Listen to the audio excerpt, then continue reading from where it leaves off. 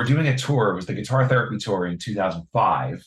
And we were doing a show in Denver where Janet is based.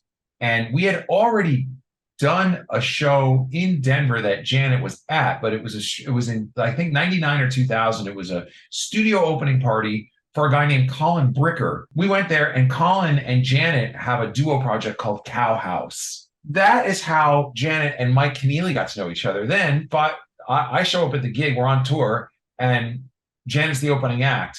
And I found her artistry and her approach and her tones that she was getting like kind of spellbinding, and I wasn't quite sure what it was. I never really heard it before, the way that she is preparing the guitar with, different implements. And I introduced myself after the gig. When she was working on This Close, that was in 2013 and 14. And I think it finally came out in 15. It was clear to me that that was the album that she had been working towards, her whole kind of artistry. That album, I put it on, and right from the first song, when I heard Crows, it was just so beautiful, and it sounded so amazing. And everything that I liked about Janet's artistry up until that point, I could hear it just kind of crystallize on this album.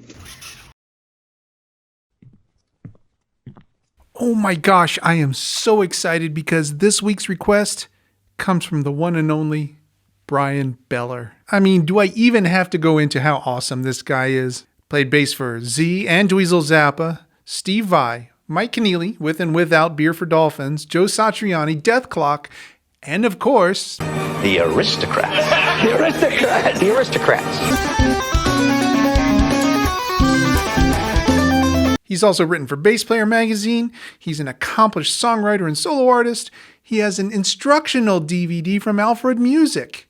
And he's an all-around super great guy as well. We're not worthy.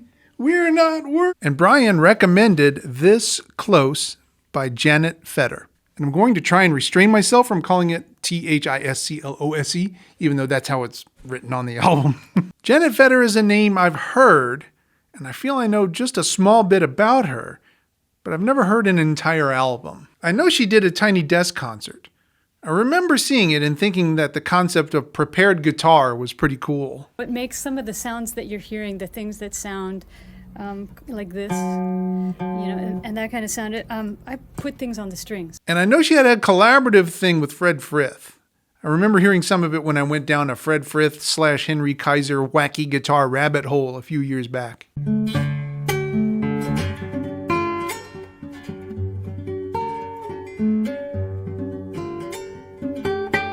And on Bryan Beller's most recent solo album, Scenes from the Flood, Janet Feder appears on one song and was given songwriting credits on another.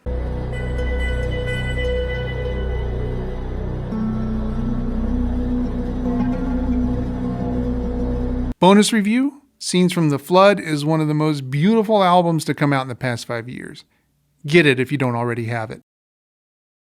But coolest of all, when I ordered my copy of This Close from Janet Feder's Bandcamp page, she actually took the time to write me a thank you email. And that doesn't happen every day. Bonus points there for sure. I'm not going to lie, this is one I've been looking forward to for a while now. So here's more of my conversation with Bryan while I listen to This Close for the first time.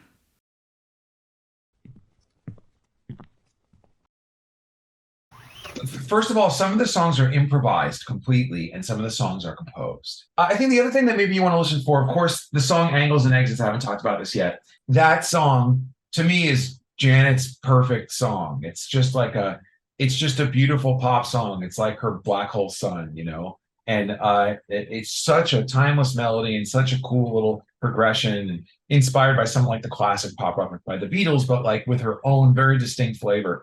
And I covered that song on Scenes from the Flood, but with a completely full band arrangement and a whole other thing. So I think one of the things you want to listen to also is it's got 9 songs. The last 3 are kind of an emotional apex and denouement of the whole thing.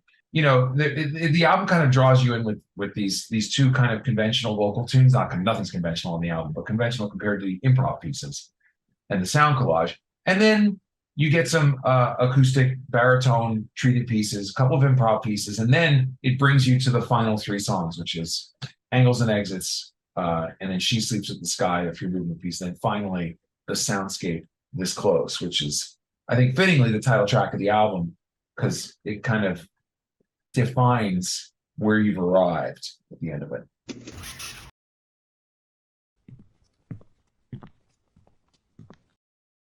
Devastating. I don't know if I can put it another way. Right off the bat, first listen, I can say with certainty that Janet Feder has made an album that, for me, is in some pretty rarefied company. In fact, the only names that are coming to my mind when I think about how to describe the music on This Close, Richard Thompson and Nick Drake. Not that it is stylistically similar, it's because it's concentrated.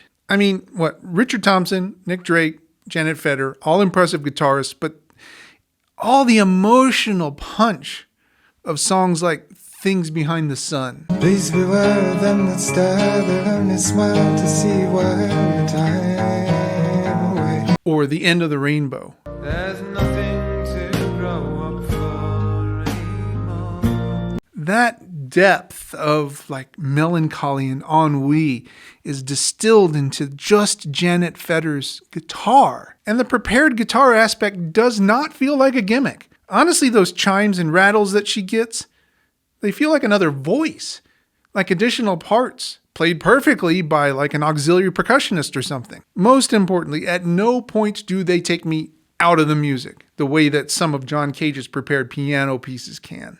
The album starts with Crows, a dynamic and airy piece with big bass drums, cymbal rolls, guitars, and voice. Then, where a solo might live is a kind of low scream that increases in intensity over about 8 bars, then fades and returns, fades and returns.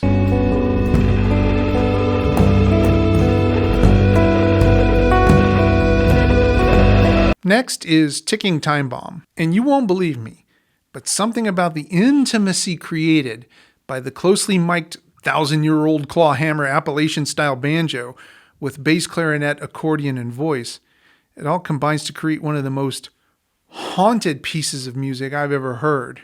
I mean, holy smoke, if lyrics like this don't get you? If I was a doctor, I would cut you open, take that ticking time bomb, explode it in the open air. Then the manifestation that comes at the end of it will.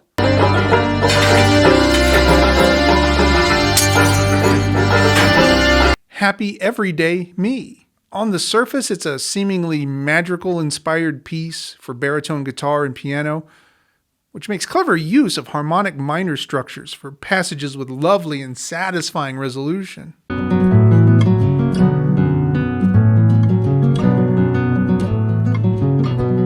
But the depth beneath this one is exposed in fleeting moments of anxiety, incongruous transient noise events, instruments that appear for maybe 2 beats and then are never heard again. After listening to No Apology, I could really go either way. Either it's a piece about the emotional emptiness of not having a profound wrong acknowledged, no apology? Or it's a piece about intransigence, right? About paying the personal price to maintain your own emotional invulnerability. No apology. I mean, you tell me.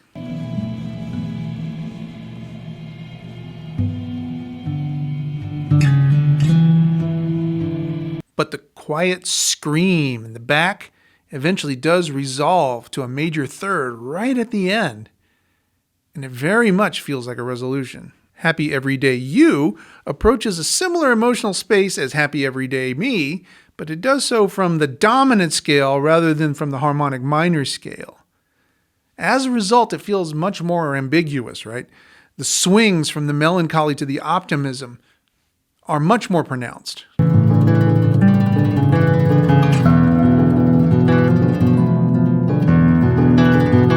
Next is You as Part of a Whole. One of my favorite guitarists of all time is Leo Kottke, and my favorite album from his is one you used to not be able to find very easily, but recently it's made its way to the popular digital services. It's called Dreams and All That Stuff. There's a tune on that album called Vertical Trees. It's a quiet and almost free time piece whose real character comes from the dynamics of the performance rather than from the composition itself.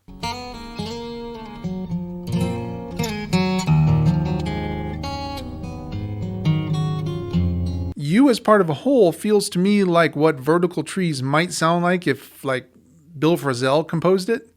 So it's the same almost free time feel, but also tightly composed close intervals and surprising harmonic superimpositions.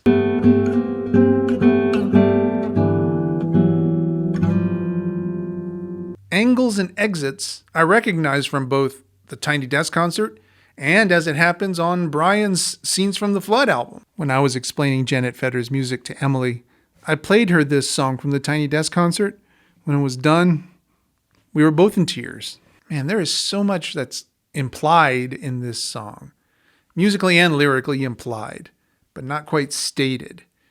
Puts me on the edge of my seat without really being able to pinpoint why.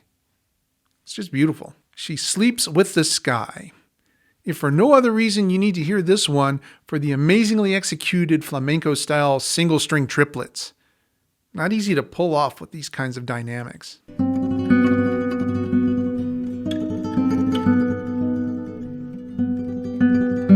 But beyond that, it's a beautiful solo guitar piece. And the last song, This Close, there's a kind of underlying stuttering signal that I think is made by, hitting the strings with like a pick or a slide or something. It could be code. It could just be nerves. The signal sounds like an interloper in a background space that's swirling with spirits.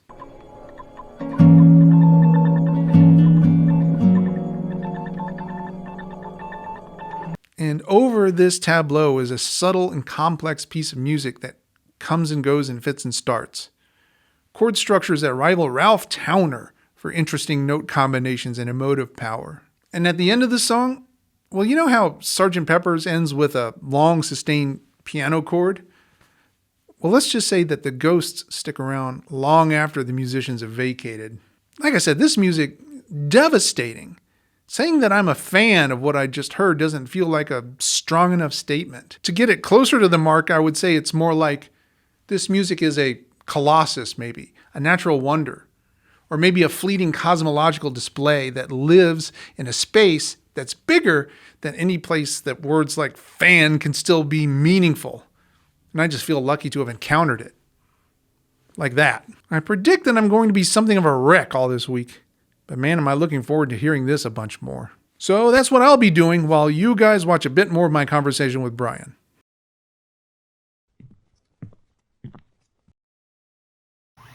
So, in this day and age, I am kind of astounded that more people don't know about Janet. It's very, very difficult to break through the long tail of independent artistry these days, with a bajillion people who have been able to make good sounding records, but no machine to promote them except the same thing that a bajillion people see.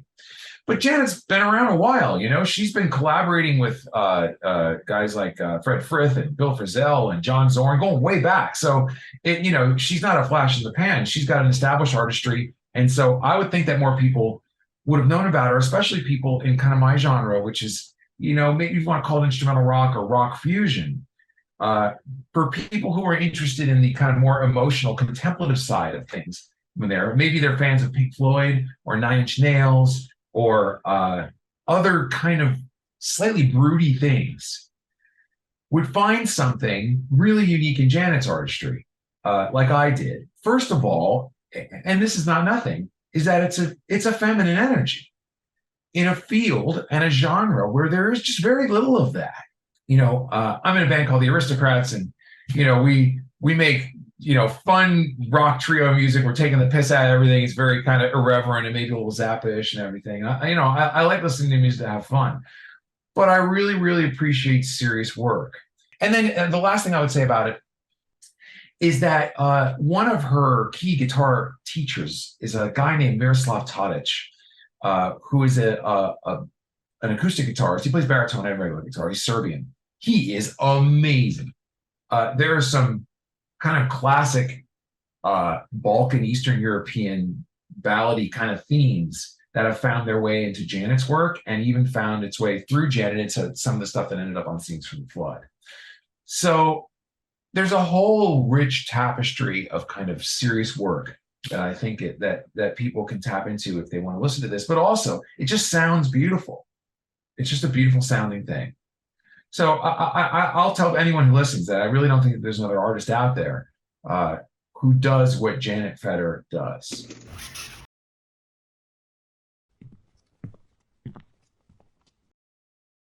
Yeah, in the course of this week, I compared this album to Ralph Towner, and Emily compared this album to Leonard Cohen.